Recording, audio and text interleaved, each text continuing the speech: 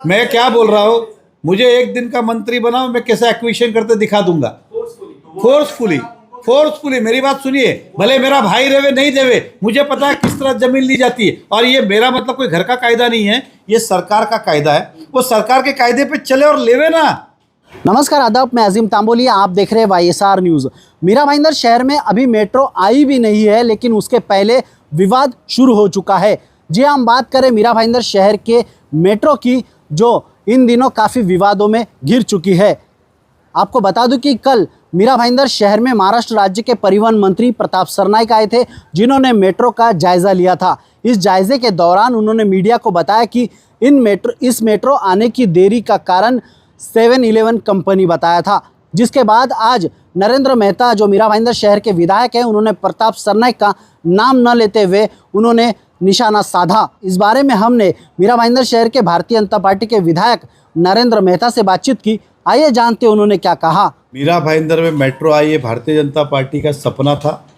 देवेंद्र फडणवीस जी जब मुख्यमंत्री बने और मीरा भाईंदर महानगर पालिका में पूर्ण बहुमत की सत्ता आई, और चुनाव के दौरान भी कॉरपोरेशन में फडणवीस साहब ने कहा था कि हम मेट्रो शहर में लाएंगे।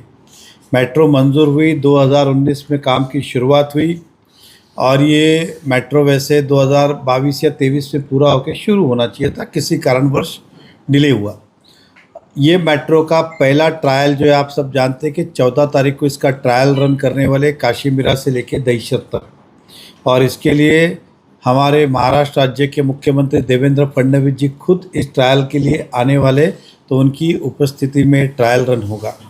ट्रायल होने के बाद फिर उसके अंदर कुछ सुधारना है, उसे पूरी करके इसी साल में इस मेट्रो को पब्लिक के लिए खुला करके शुरुआत करने की पूरी मानसिकता है। MMRDA पूरी ज़ोर शोर से लगी हुई है कि सितंबर-अक्टूबर तक ट्रेन शुरू हो जाए, और मुझे विश्वास है कि जिस तरह से काम चल रहा है काशी मीरा तक शुरू हो जाएगी। आज मीरा भाईंदर के बहुत सारे नागरिक दहिसर चेकनाका जाते हैं, फिर वहाँ से अपनी कार छोड़ते हैं, गाड़ी छोड़ते हैं, रिक्शा फिर लेते हैं। अब हमारे मीरा रोड से शुरू हो जाएगी, तो जो मीरा भाईंदर के जो नागरिक है काशी मीरा से मेट्रो में प्रवास कर सकते हैं जल्दी आने वाले 3-4 महीने के अंदर। और यही आपके माध्यम से जनता तक बताना था कि जो भारतीय जनता पार्टी ने वादे किए उसको हमेशा निभाने का प्रयास किया। अब उसके बाद मीरा भाईंदर के अंदर भी मेट्रो को जल्द से जल्द शुरू करने की हमारी मानसिकता है, और उस दिशा के लिए हमारा पूर्ण समर्थन है, पूरा सहयोग है। पूरी ताकत के साथ जो जो अड़चनें आती है उसको हम निवारते हैं। आज की बैठक का एक विशेष तो उद्देश्य जो कहा कि ये एक मेट्रो का ट्रायल है, ये जनता तक जाए, और आपके माध्यम से एक विषय था। कल एक नेता ने आरोप लगाया है डायरेक्टली इनडायरेक्टली कि मेट्रो का काम जो है हमारी कंपनी की वजह 7-Eleven कंपनी के कारण अटका हुआ है। बार बार जब भी चुनाव डिक्लेयर होते हैं 7-Eleven को बदनाम करना शुरू करते। अभी कॉरपोरेशन के चुनाव डिक्लेयर हुए नहीं कि फिर वापस से बदनामी शुरू की गई है। मैं आपके माध्यम से जनता को बताना चाहता हूँ, एक शेड्यूल ऊपर देख, कि ये सब गलत अफवाहें फैलाई जा रही है। विषय क्या था कि ये 7-Eleven कंपनी जो है मेट्रो के लिए जगह नहीं दे रही है, इसके लिए काम रुका हुआ है। मैं आपको बता दूं सभी शहर के नागरिकों को, ये जितनी भी ज़मीनें हैं मीरा भाईंदर में किसी न किसी किसान की रही है।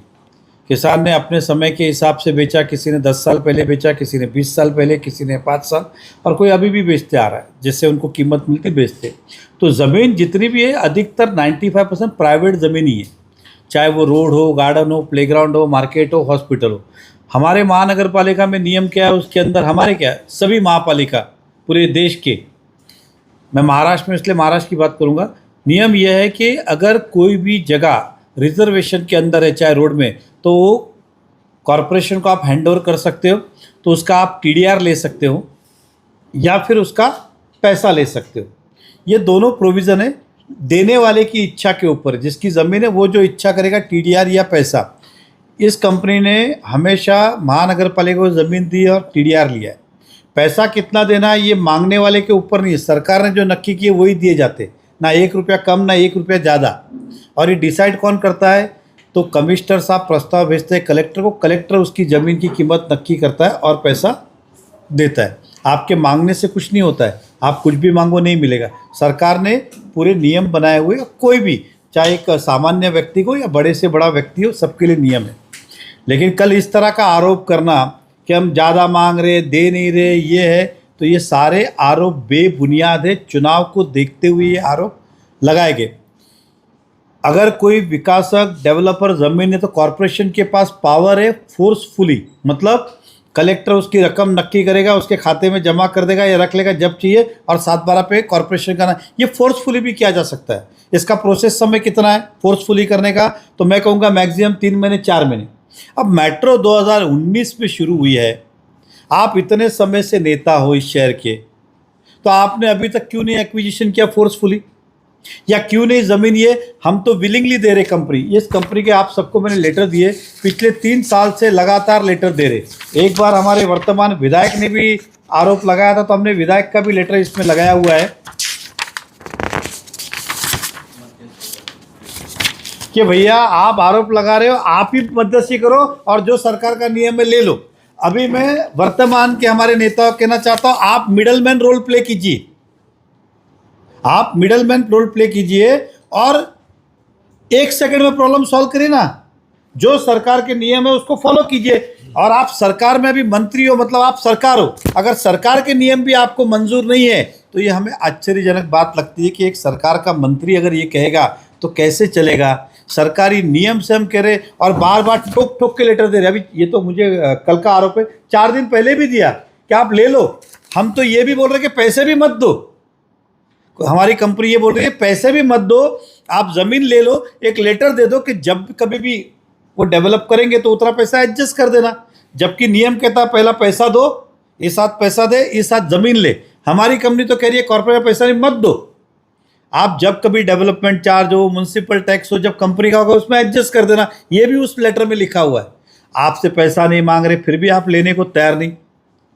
अब मैं हमारे नेता से कहना चाहता हूं कि चाइना में एक बहुत बड़ा प्रोजेक्ट बन रहा है, रिसोर्ट बन रहा है, वहाँ पे रोड ही नहीं था, मतलब प्लान में रोड ही नहीं था। वहाँ पे आपने डीपी रोड की नगर पालिका की डीपी रोड में रोड डाला तो डाला, वो रोड खाली एक ही आदमी को जाता है। 22 करोड़ का रोड बनाया, 70 करोड़ का आपने ब्रिज बनाया। ये तो पब्लिक का लेना देना नहीं, क्योंकि प्राइवेट लैंड है। दूसरी बात, उस रिसोर्ट के अंदर आपने जिसकी ज़मीन थी उसको 29 करोड़ रुपए दिए, जबकि वहाँ शहर का एक नागरिक भी नहीं जाता। मैं दावे के साथ कहता हूँ पत्रकार भी कभी किसी काम से उस रोड पे नहीं गया होगा, भूले भटके भी साइकिल लेके, मोटरसाइकिल, आपने उनको 29 करोड़ रुपए दिए। मतलब आपका इंटरेस्ट था तो आपने खड़े खड़े 29 करोड़ रुपए दिलाए। ये पब्लिक इंटरेस्ट है तो आपका काम नहीं है क्या? तो ये आरोप बेबुनियाद है। मैं शहर की जनता से कहना चाहता हूं, ये कंपनी टीडीआर ही लेती थी, लेकिन पहले बदनाम किया उन्होंने टीडीआर घोटाला। इसलिए कंपनी ने बोला भैया हमको टीडीआर बीडीआर मत दो, हमारे को तो जो सरकार के नियम है उससे पैसे दे दो, आप ले लो। अब टीडीआर ले तो घोटाला, पैसे नहीं दे फिर क्या करे? और रहा सवाल, वो कहते हैं कि दान में जमीन देनी चाहिए। अरे आप उद्देश्य दे रहे हो दान में देने की, लेकिन आपने तो सरकार का भी दान ले लिया। आपने अपनी संस्था के नाम से सरकार से जमीन ली, मतलब आपका कहना है कि हम सरकार को दान दे और आप जैसे लोग सरकार से वापस ले ले। आप सबको पता है ना कि नाम बोलिए ना सर नेता का। हाँ, जिस नेता ने आरोप लगाया उस नेता पे हम ये कह रहे हैं जो आरोप लगाए गए उसका खुलासा होना चाहिए, क्योंकि पिछले 5 साल में हम शांत रहे और फिर लोगों को लगा यही सही है। तो कम से कम आपके माध्यम से जनता तक बात जाए कि ये कंपनी 1 सेकंड में 1 नहीं 2 नहीं 4 नहीं 10 लेटर दिए कि आप ये ज़मीन ले लो और इसके जो सरकार नियम भाव है वो दे दो। आपके पास पैसे नहीं है तो कोई बात नहीं, तो भी ले लो, कोई तकलीफ नहीं है। लेकिन जब कंपनी को पैसा भरना है कभी नगर पालिका का तो एडजस्ट कर देवे। आप वो भी नहीं कर रहे हो। आपने 29 करोड़ रुपया उसको दे दिया एक रिसोर्ट वाले के लिए, जिसमें ना पब्लिक का लेना है ना देना है। उसको 29 करोड़ कौन से नियम से दिए, फिर उनको कौन से कायदे से दिया आपने? तो फिर ये क्यों नहीं? तो बस यही मुझे कहता, और आप सबको लेटर दिए गए कि ये इत्तेफाक से आपने कल का विषय 30 तारीख को भी लेटर दिया है, 2 तारीख को भी लेटर दिया है कि आप ये ज़मीन लो। हम खुद चाहते हैं कि शहर का विकास हो, काम नहीं रुके। अब आदमी इससे ज़्यादा कंपनी क्या करेगी? भैया पैसा नहीं, ले लो बाद में दे देना। सिंपली सी बात है। इनको वो कभी करना ही नहीं था, क्योंकि मेरे विधानसभा क्षेत्र में वो होता उधर का, तो उसी समय मैंने एक्विजिशन कर लिया होता 2019 में। 19 में भी यही बात बोल रहे हो, 20 में भी यही बोल रहे हो, 21 में भी। अब मार के चले कंपनी जिंदगी भर नहीं देगी तो क्या मेट्रो नहीं चालू होगी क्या? है ना प्रोविजन? यहां तो कंपनी खुद दे रही है। मैं क्या बोल रहा हूं, मुझे एक दिन का मंत्री बनाओ, मैं कैसे एक्विजिशन करते दिखा दूंगा। फोर्सफुली मेरी बात सुनिए, भले मेरा भाई देवे नहीं देवे, मुझे पता है किस तरह जमीन ली जाती है। और ये मेरा मतलब कोई घर का कायदा नहीं है, ये सरकार का कायदा है। वो सरकार के कायदे पे चले और लेवे ना। इधर तो हम बोल रहे हैं कि लेने की जरूरत नहीं, वो सामने वाला बोलता है आओ लो काटो। ये थे मीरा भाईंदर शहर के भारतीय जनता पार्टी के विधायक नरेंद्र मेहता, जिन्होंने महाराष्ट्र राज्य के परिवहन मंत्री प्रताप सरनाईक का नाम न लेते हुए उन पर कई गंभीर आरोप लगाए। आपको बता दूं कि मीरा भाईंदर महानगर पालिका के आयुक्त राधा विनोद शर्मा के निवास स्थान के बाहर भी वो इसी तरह की एक कंटेनर शाखा लगाएंगे और लोगों की समस्या को सुलझाने का प्रयास करेंगे। आप देख रहे थे YSR न्यूज़ में अजीम तांबोली, मीरा भाईंदर।